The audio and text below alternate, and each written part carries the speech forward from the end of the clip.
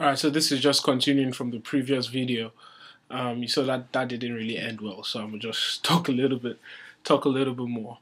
And maybe elaborate on some of the things I said earlier. I feel like if I talk naturally, it's gonna be easier for me to, bring out my ideas and whatnot. So I'm gonna let you just, look through everything I've sent to you, and then you could pick. Honestly, just pick whatever you want to pick, as long as I look at it before you post it. So I'm thinking, in terms of, because what Wale Soyinka said at some point in his video is the outside world looks onto a leader and say, okay, tell us, what is the culture of your people? And I think this is really problematic, because it goes back to the notion of democracy I'm talking about. We've elected this leader. We've elected him for certain reasons. We need you to do this on our behalf. But when that leader is in position, he's going to be carrying out tasks which we never elected him for.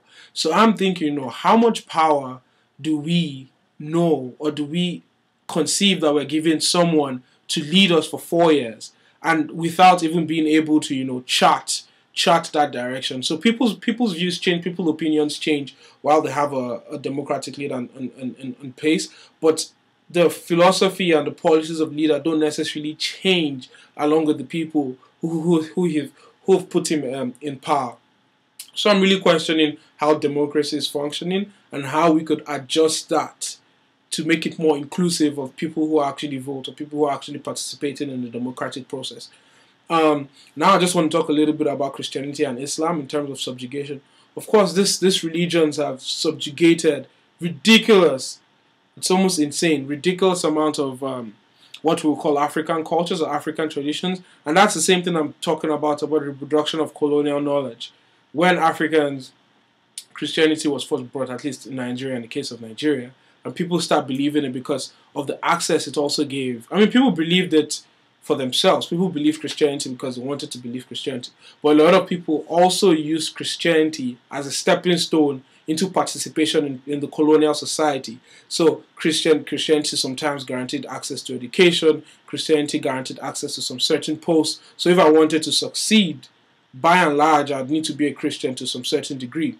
And so people now use Christianity as a tool to control, I don't want to use the word oppress, but to control the masses. And so when the masses are being controlled by what is in the Bible, people want what is in the Bible to be, or what is in the Quran, to be what is going to be used to rule them.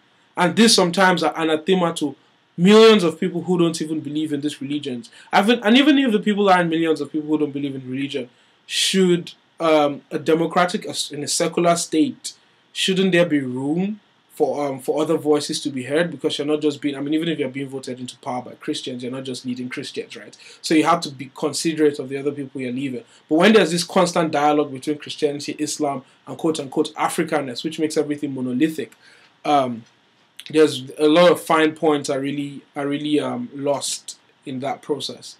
What else am I going to talk about now? Yeah, and also when people talk about Africanness, because this is something that has really been bothering me recently, it seems like they just look onto a specific time frame in the past. So they look onto a time period and say, all African societies did this at this period in time.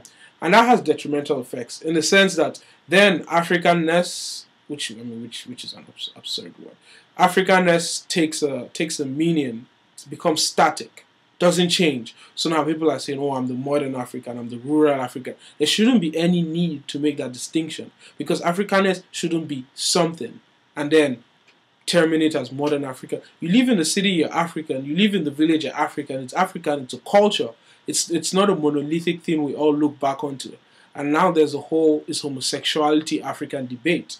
People are looking back onto a specific time frame in a lot of African societies, although it has been shown factual that there has been definitely homosexual relationships in pre-colonial African societies. People still look onto those parts where there's no documentation of homosexual activities, and then chart that, and it's not African to be homosexual.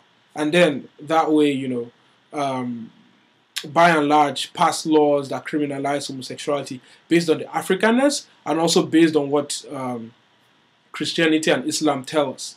So it's basically just reproduction of colonial knowledge, reproduction of colonial ideas, which we've accepted as our own past. So I think first of all, there has to be an alternative to the kind of colonial knowledge we have, or the kind of body of knowledge or access to our own history we have, because colonization definitely,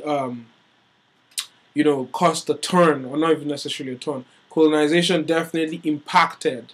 During the encounter of colonization, violently distorted the past and the present, and thereof distorted the future. So we need to start looking onto this past and challenging what it is we're being told is our culture, before we could make any substantial progress. Because as long as we accept what the colonialists told us or tell us our culture is, then we won't necessarily be moving forward. I mean, think about it. How does this affect people? How does this change the price of Gary? Think about, the whole notion of I want my wife to stay at home and cook for me, or all these expectations we have. Where do they come from?